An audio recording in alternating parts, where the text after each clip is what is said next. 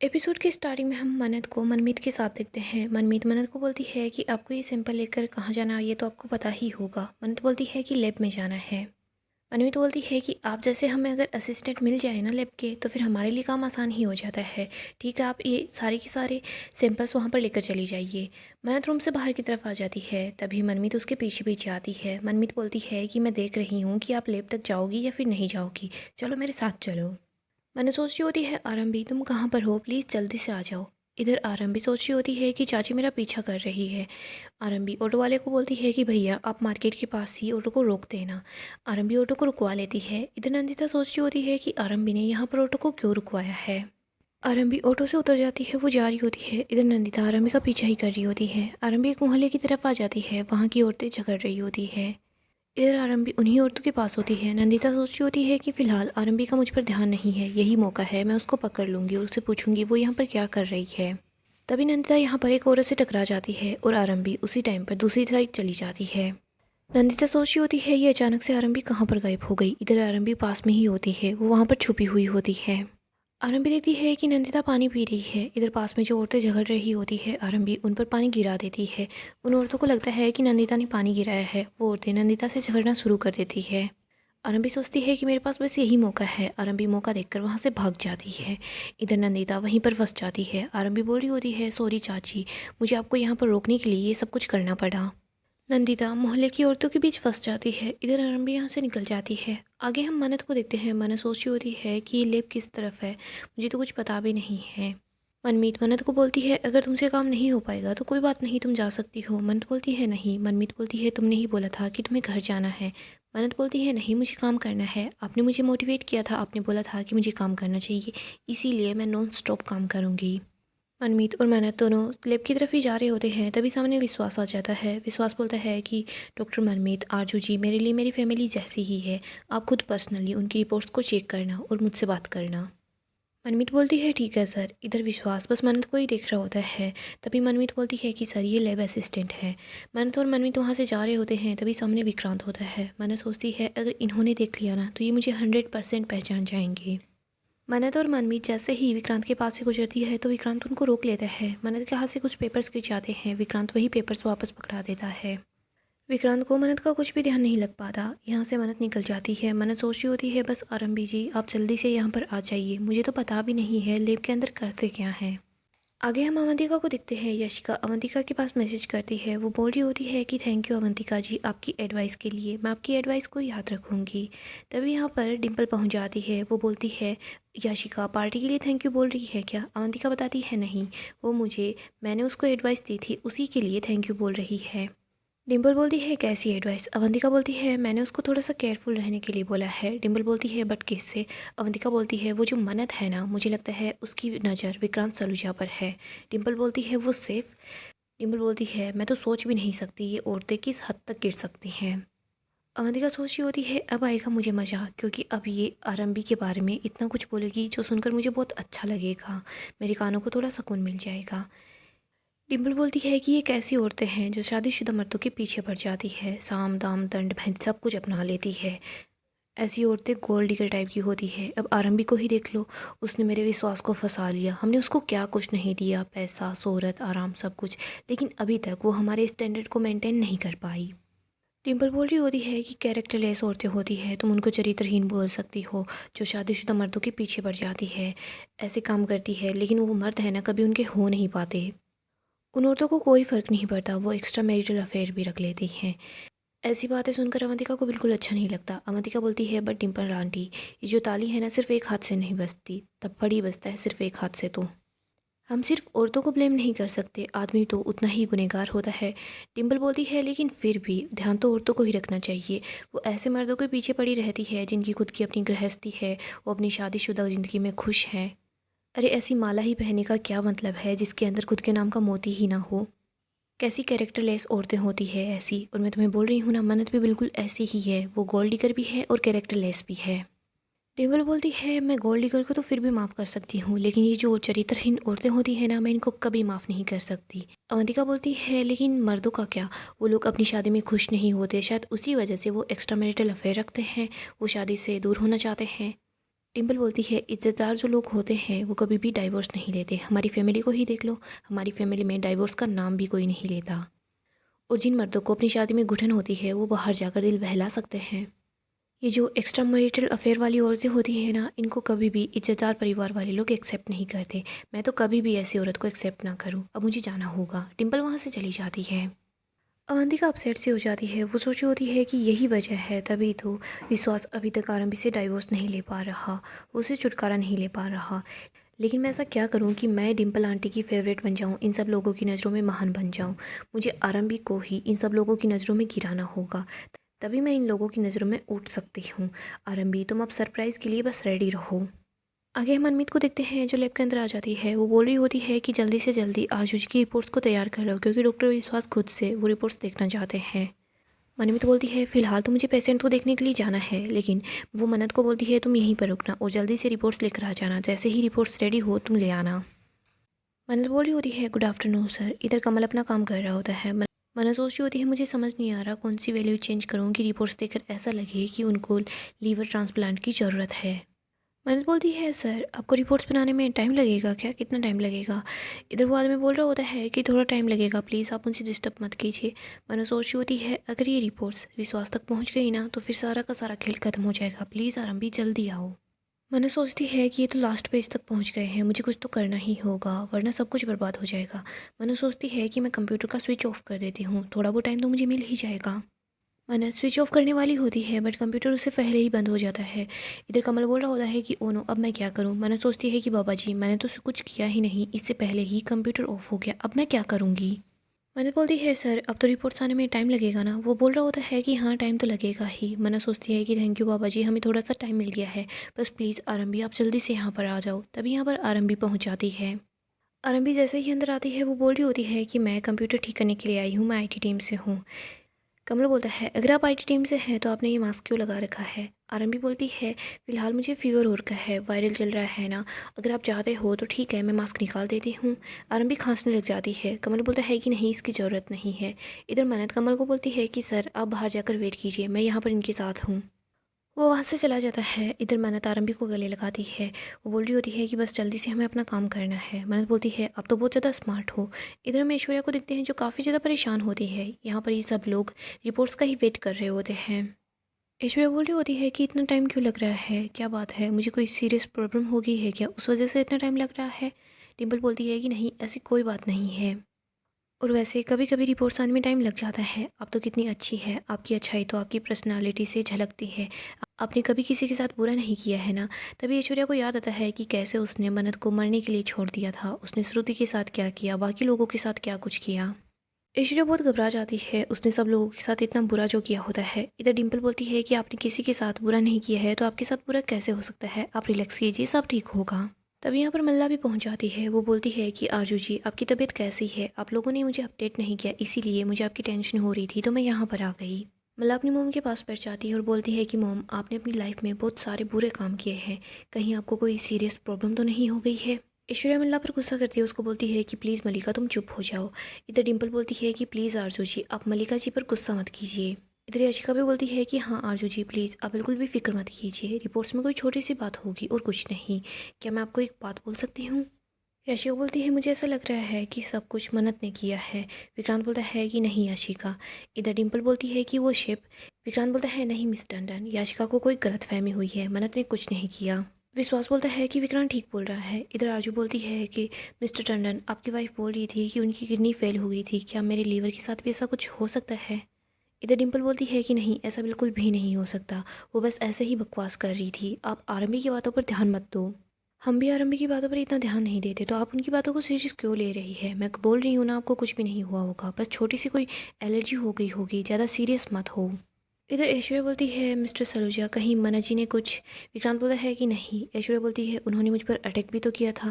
विक्रांत बोलता है कि मैं ये बात एक बार नहीं 100 बार बोल सकता हूँ, मन्नत ने ऐसा कुछ भी नहीं किया है। विक्रांत बोलता है कि मन्नत ने कुछ नहीं किया है और इस बात की मैं गारंटी ले सकता हूँ। याशिका बोलती है विक्रांत बोल रहा होता है कि नहीं मैं मन्नत को बहुत अच्छे से जानता हूँ। याशिका बोलती है लोग वक्त के साथ बदल जाते हैं और मन्नत ने तो पहले भी आरजू जी पर अटैक किया है। विक्रांत बोलता है तुम्हारे पास कोई सबूत है क्या इन सब चीज़ों का, तुम्हारे पास सबूत है क्या, ये सब कुछ मन्नत ने किया है, तुमने कुछ देखा है या फिर कुछ सुना है क्या। विक्रांत बोलता है कि मन्नत ने कुछ भी नहीं किया है और मैं दावे के साथ ऐसा बोल सकता हूँ। और वैसे भी वहाँ पर सब लोगों में से मन्नत ही थी जो बोल रही थी कि मिस आरजू जी को हमें अभी के अभी हॉस्पिटल ले जाना चाहिए। और मैं बताऊँ मन्नत ऐसा क्यों बोल रही थी, क्योंकि मन्नत को ऐसा ही लग रहा था कि तुम लोग ऐसे ही मन्नत पर इल्ज़ाम लगाओगे। और देखो वही सब कुछ हो रहा है जो मन्नत ने सोचा था। इधर मल्लिका बोलती है कि विक्रांत तुम मन्नत की वजह से याशिका से नाराज़ क्यों हो रहे हो। विक्रांत बोलता है कि तुम भी चुप रहो, मैं मन्नत की वजह से याशिका से नाराज़ नहीं हो रहा। याशिका मन्नत पर जो बेबुनियाद इल्ज़ाम लगा रही है ना, मैं उन बातों की वजह से गुस्सा हूँ और कुछ नहीं।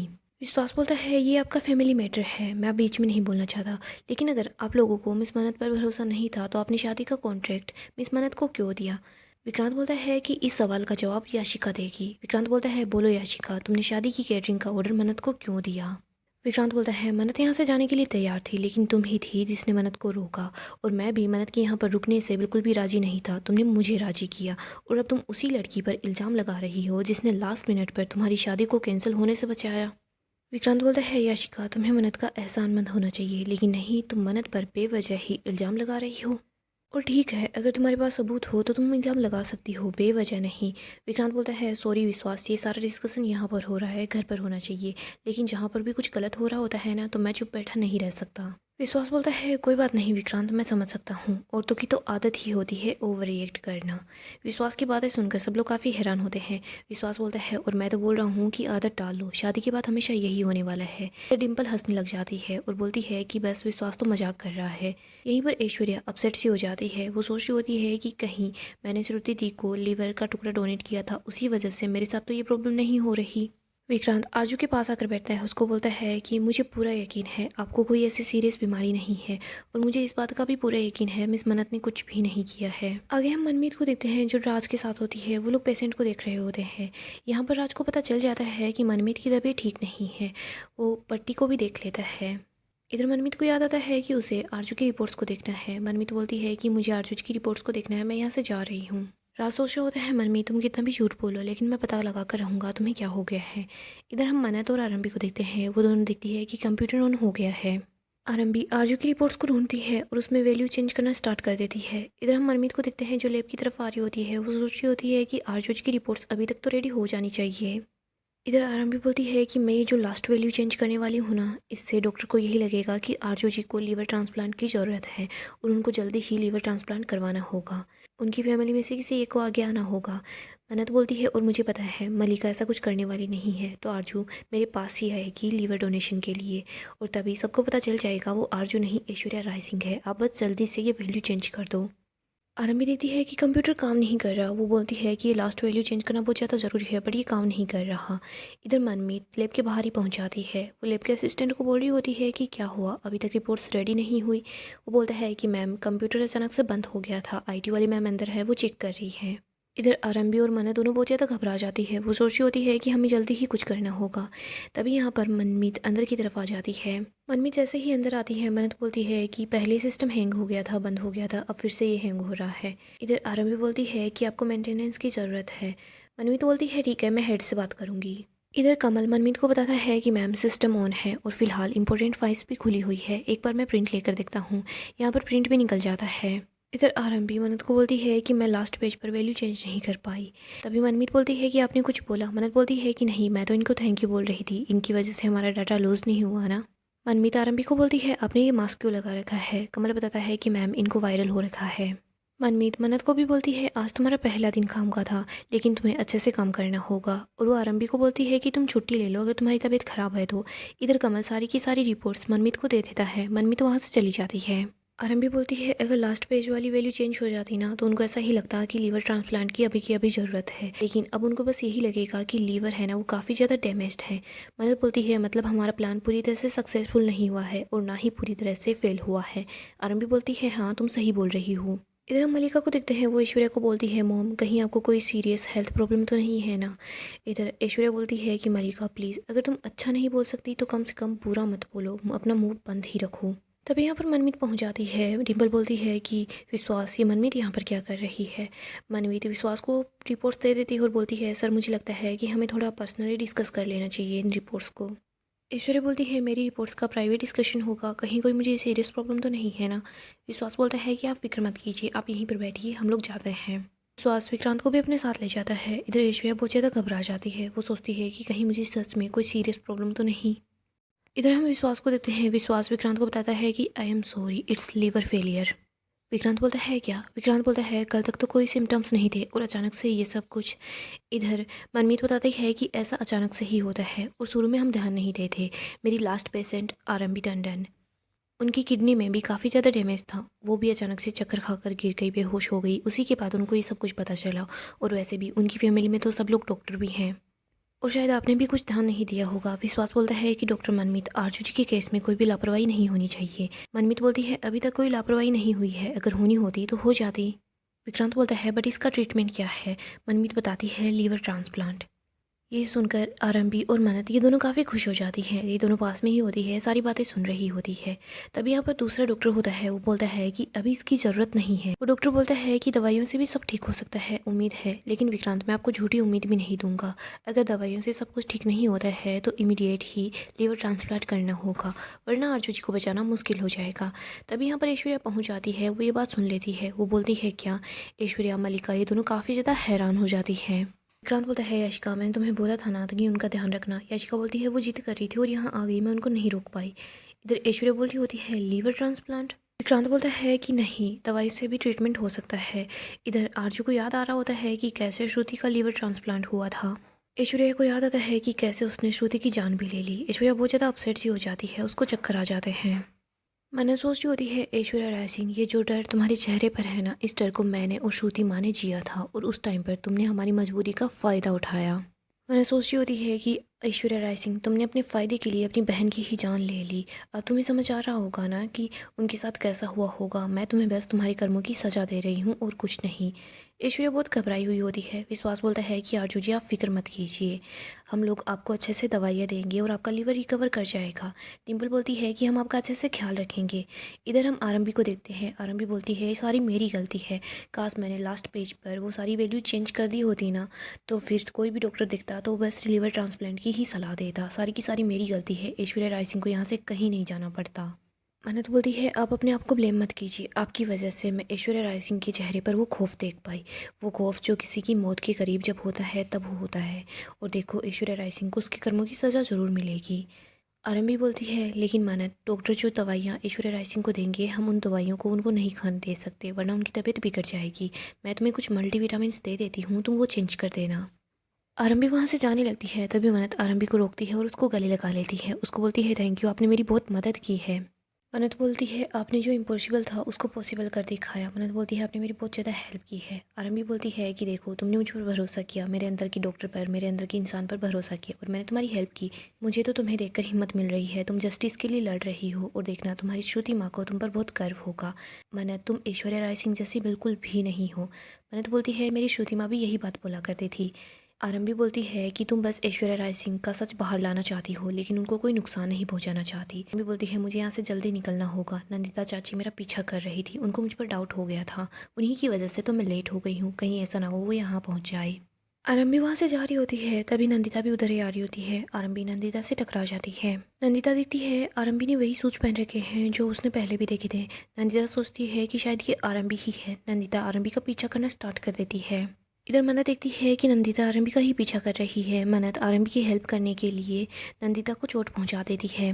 डिम्पल नंदिता के पास आती है। उसको बोलती है तुम यहाँ पर क्या कर रही हो? नंदिता बोलती है भाभी, मैंने बोला था ना आरंभी कुछ न कुछ गड़बड़ करने वाली है। अभी आरंभी यहीं पर थी, मैं उसको पकड़ने वाली थी लेकिन मैं गिर गई, उसको पकड़ नहीं पाई। मन्नत उन दोनों की बातें सुन रही होती है। डिम्पल बोलती है ये तुम क्या बकवास कर रही हो? नंदिता बता रही होती है कि वो अभी अभी यहाँ से गई है। डिम्पल नंदिता दोनों विश्वास के पास आ जाती है। डिम्पल बोलती है कि विश्वास, नंदिता बोल रही है कि इसने अभी अभी आरंभी को यहाँ पर देखा। विश्वास बोलता है कि ऐसा हो ही नहीं सकता, मैंने उसको बोला था कि वो हॉस्पिटल में कदम भी नहीं रखेगी। नंदिता बोलती है कि विश्वास, मैंने उसको देखा, मतलब मैंने उसको पीछे से देखा, उसने जो जूते पहन रखे थे ना, उन्हीं की वजह से मैं उसको पहचान गई। नंदिता बताती है कि आरंभी घर से जूते निकल निकली थी, मैं उसका पीछा ही कर रही थी और बीच में वो गायब हो गई। लेकिन जब मैं उसका पीछा करते करते यहाँ पहुँची ना, तो फिर मैंने यहाँ से उस लड़की को जाते हुए देखा, उसने वही जूते पहन रखे थे जो आरंभी घर से लेकर आई थी, तो वो आरंभी ही थी। डिम्पल बोलती है नंदिता तुम भी आरंभी की तरह बेवकूफ़ बातें कर रही हो। ऐसा कैसे हो सकता है कि आरंभी यहाँ क्यों आई होगी। इधर तभी यहाँ पर अवंतिका आ जाती है। वो बोलती है कि सॉरी मैं यहाँ पर सलूचास की पार्टी का कुछ डिस्कशन करने के लिए आई थी, लेकिन मुझे ऐसा लग रहा है कि आप लोग कुछ ज़्यादा ही इंपॉर्टेंट बात कर रहे हो। मैं यहाँ से जाती हूँ, बाद में वापस आ जाऊँगी। लेकिन विश्वास अवंतिका को रोक लेता है। डिम्पल बताती है कि कुछ भी इम्पोर्टेंट नहीं था, बस नंदिता को ऐसी थोड़ी सी मिसअंडरस्टैंडिंग हो गई है कि आरंभी यहाँ पर थी। अवंतिका बोलती है कि अभी अभी हम लोग ये क्लियर पूछ लेते हैं ना कि आरंभी कहाँ पर है। विश्वास आप अपनी वाइफ को वीडियो कॉल कीजिए ना। विश्वास आरंभी के पास वीडियो कॉल करता है। आरंभी रेस्टोरेंट में होती है, वो कॉल पिक कर लेती है। विश्वास बोलता है आरंभी तुम कहाँ पर हो। आरंभी बताती है कि मैं मेज़बानी में हूँ, मैं यहाँ पर आज की पार्टी के लिए मनत से कुछ डिस्कशन करने के लिए आई थी। तभी यहाँ पर मनत भी पहुँच जाती है। मनत बोलती है कि हेलो डॉक्टर विश्वास, यहाँ पर मैंने आरंभी जी को बुलाया था ताकि हम लोग पार्टी का मेन्यू डिसाइड कर लें। आरंभी बोलती है कि विश्वास तुम्हें मुझसे कुछ काम था क्या। विश्वास बोलता है कि नहीं, मुझे तुमसे कोई काम नहीं था। इधर आरंभी मनत को बोलती है कि थैंक गॉड, थैंक यू, तुमने मुझे आज बचा ही लिया। मनत और आरंभी बहुत ज़्यादा खुश हो जाते हैं। डिम्पल नंदिता पर गुस्सा करती है, उसको बोलती है कि तुम जब आरंभी का पीछा कर रही थी ना, तो शायद आरंभी मेज़बानी में ही जा रही थी और तुमने उसको बीच रास्ते में खो दिया, और अब तुम यहाँ पर बोल रही हो कि वो हॉस्पिटल में आई थी। विश्वास ने उसको साफ साफ मना किया था, वो हॉस्पिटल में नहीं आ सकती, वो यहाँ नहीं आएगी। नंदिता सोच रही होती है कि आरंभी मुझे चकमा देकर ही यहाँ से गई है, मुझे उस पर पूरा डाउट है। इधर हम मनत और आरंभी को देखते हैं, वो दोनों बात कर रहे होते हैं कि क्या कुछ हुआ। आरंभी बोलती है कि मनत हमें चौकन्ना रहना होगा। आरंभी मल्टीविटामिन्स मनत को दे देती है और बोलती है कि दवाइयों के साथ एक्सचेंज कर देना। मनत बोलती है ये तो ठीक है, लेकिन अब हमें कुछ बड़ा करना होगा। हमें कुछ ऐसा करना होगा कि उसको ऐसा लगे कि उनको जल्दी ही लिवर ट्रांसप्लांट की ज़रूरत होगी। मुझे आपकी मेडिकल हेल्प चाहिए होगी। आप बताइए ना कि हम ऐसा क्या कर सकते हैं। मनत बोलती है हम एक बार फिर से सिम्टम्स के बारे में सोचते हैं। आरंभी बोलती है ऐसे थोड़ी खुजली होना, एलर्जी सी हो जाना, और ऐसे थकावट सी महसूस होना, भूख ना लगना, खून की उल्टी होना। खून की उल्टी होना ये थोड़ा सा डेंजरस हो सकता है, लेकिन हम ये उनके साथ नहीं कर सकते। मनत और आरंभी दोनों यही सोच रहे होते हैं कि वो क्या करें। मनत बोलती है ये कैसा रहेगा। आरंभी बताती है कि हाँ ये लिक्विड हमें आसानी से मिल जाएगा, और वैसे इसको पीने के बाद बार बार चक्कर आते रहेंगे, सबको ऐसा लगेगा कि सीरियस प्रॉब्लम हो गई है। इससे आरजू जी को कोई प्रॉब्लम नहीं होगी, और वैसे उनको ऐसा लगेगा कि उनको लीवर ट्रांसप्लांट की ज़रूरत है। मनत बोलती है फिर हम यही करेंगे। आरंभी बोलते हैं कि हाँ हम यही करते हैं। गाइस डेली अपडेट के लिए आप हमारे चैनल को सब्सक्राइब करें, साथ ही साथ वीडियो को लाइक भी कर दें। गाइस नेक्स्ट एपिसोड काफ़ी ज़्यादा इंटरेस्टिंग होने वाला है। नेक्स्ट एपिसोड में हम देखेंगे मनत सोच लेती है कि वो ऐश्वर्या राय सिंह को ऐसे ही नहीं जाने देगी, वो उसको सच जरूर दिलवाएगी। मनत पार्टी की सारी तैयारियां कर लेती है। इधर हम अवंतिका को देखते हैं, वो सोच रही होती है कि मुझे इस आरंभी का कुछ न कुछ तो जल्दी ही करना होगा। यहीं पर हम आरंभी को देखते हैं। आरंभी मनत को बताती है कि मेरा जो मेडिकल लाइसेंस है वो फिर से रिन्यू करवाना है, और उसी के लिए मुझे इंटरव्यू के लिए जाना होगा। यहाँ पर आरंभी इंटरव्यू के लिए पहुँच जाती है। तभी वो अपने सामने विश्वास को देखती है। वो देखती है कि कोई और नहीं, विश्वास यहाँ पर है जो इंटरव्यू ले रहा है। आरंभी के हाथ से पानी की बोतल गिर जाती है। यहाँ पर विश्वास आरंभी को नहीं देख पाता, लेकिन आरंभी सोचती होती है कि मैं क्या करूँ। मैं विश्वास के सामने जाकर इंटरव्यू नहीं दे सकती, क्योंकि ये वैसे ही घर पर जाते ही मुझ पर गुस्सा करेगा। आरंभी तो काफ़ी बड़ी प्रॉब्लम में फंस जाती है। दूसरी तरफ हम ऐश्वर्या को देखते हैं। ऐश्वर्या अपनी हेल्थ की वजह से काफ़ी परेशान होती है, बट वो सोच रही होती है कि मैं वैसे ही दवाइयाँ लूँगी ना तो रिकवर कर जाऊँगी, मुझे लीवर ट्रांसप्लांट की ज़रूरत होगी ही नहीं। वो बोल रही होती है कि मैं भी देखती हूँ वो मनत मेरा क्या ही बिगाड़ लेती है। आज की पार्टी में मैं जाऊँगी। मनत तो अकेली है, लेकिन हम चार तो साथ हैं ना, वो अकेली होकर मेरा कुछ भी नहीं बिगाड़ पाएगी। यहीं पर मनत सोच लेती है कि वो ऐश्वर्या की ड्रिंक में वो दवा मिला देगी। सो दोस्तों नेक्स्ट एपिसोड काफ़ी इंटरेस्टिंग होगा। जल्दी ही ऐश्वर्या का सच सबके सामने आने वाला है। आप अपडेट के लिए हमारे चैनल को सब्सक्राइब करें, साथ ही साथ वीडियो को लाइक भी कर दें।